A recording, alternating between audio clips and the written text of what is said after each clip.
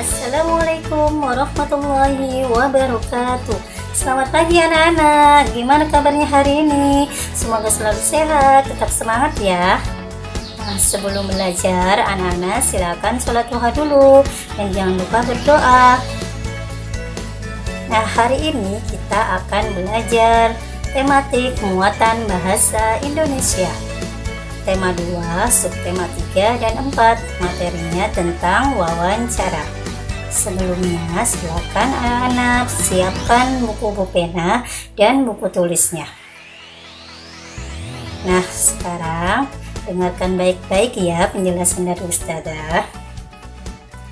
Wawancara adalah suatu cara mengumpulkan informasi dengan mengajukan pertanyaan kepada narasumber.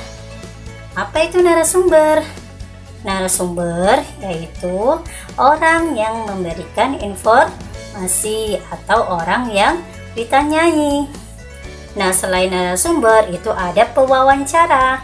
Siapa pewawancara? Pewawancara adalah orang yang mengajukan pertanyaan atau orang yang bertanya kepada narasumber, itu namanya pewawancara. Jadi tujuan wawancara yaitu untuk memperoleh data atau informasi yang benar dari narasumber yang tepat. Sebelum melakukan wawancara itu ada langkah-langkahnya. Yang pertama, anak-anak menentukan tema atau topik yang akan diwawancarai. Misalnya contoh, kita akan mewawancarai tentang bagaimana cara merawat tumbuhan. Itu temanya tentang merawat tumbuhan. Terus yang kedua, anak-anak membuat daftar pertanyaan. Kenapa kita harus membuat daftar pertanyaan? Ya karena yang pertama agar kita mendapat banyak informasi pada saat mewawancarai. Yang kedua, pertanyaan tersebut disusun menggunakan kata tanya. Kata tanya itu ada 6 macam.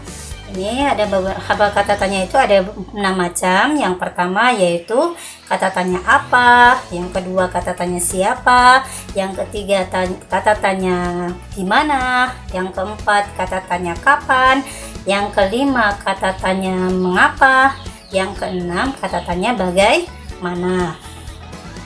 Ustazah jelaskan satu persatu ya. Yang pertama, kata tanya apa? Fungsinya yaitu untuk menanyakan hal atau peristiwa. Contohnya, misalnya anak-anak jalan-jalan ke sawah, terus anak-anak bertanya pada Pak Tani. Terus bertanya begini, apa yang Bapak tanam? Gitu. Itu namanya contoh dari kata tanya apa. Terus yang kedua, kata tanya siapa. Kata tanya siapa yaitu fungsinya untuk menanyakan orang. Misalnya contohnya, siapa yang menanam bunga mawar? Itu juga contoh dari pertanyaan kata tanya siapa. Terus yang ketiga yaitu dari kata tanya di mana. Kata tanya di mana fungsinya yaitu untuk menanyakan tempat. Contohnya, di mana Pak Tani menanam jagung? Tentu jawabannya biasanya di sawah. Itu contoh dari pertanyaan kata tanya di mana. Terus yang keempat yaitu contoh dari kata tanya kata tanya kapan. Kata tanya kapan fungsinya yaitu menanyakan waktu. Waktunya itu kapan. Itu fungsinya dari kata tanya kapan. Contohnya, kapan tanaman jagung bisa dipanen? Itu contoh dari pertanyaan kata tanya kapan. Yang kelima, kata tanya mengapa. Fungsinya yaitu menanyakan sebab. Contohnya, mengapa tanaman harus diberi pupuk? Itu contoh dari pertanyaan kata tanya mengapa. Terus yang keenam, kata tanya bagaimana. Kata tanya bagaimana fungsinya adalah menanyakan keadaan atau cara. Contohnya dari kata tanya bagaimana ya, pertanyaannya bagaimana cara merawat tanaman jagung? Itu contoh dari kata tanya bagaimana. Nah, itulah kalau kalian mau mewawancari seseorang, itu harus disusun dulu daftar pertanyaannya. Itu memakai kata tanya yang 6 macam tadi yang Ustazah jelaskan. Ada kata tanya apa, kata tanya siapa, kata tanya kapan, di mana, mengapa, dan bagaimana.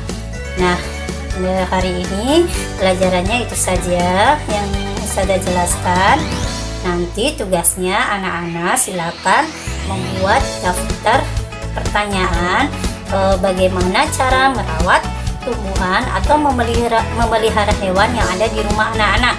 Boleh pilih salah satu, boleh cara merawat tanaman kalau yang punya tanaman di rumah, atau cara memelihara hewan yang punya hewan peliharaan di rumah. Boleh tanya kepada bunda atau ayahnya. Nanti anak-anak membuat pertanyaan itu dari kata tanya yang tadi Ustazah jelaskan yang ada 6 tadi ya. Nah, itu saja ya pelajaran kita hari ini, semoga bermanfaat. Terima kasih. Assalamualaikum warahmatullahi wabarakatuh.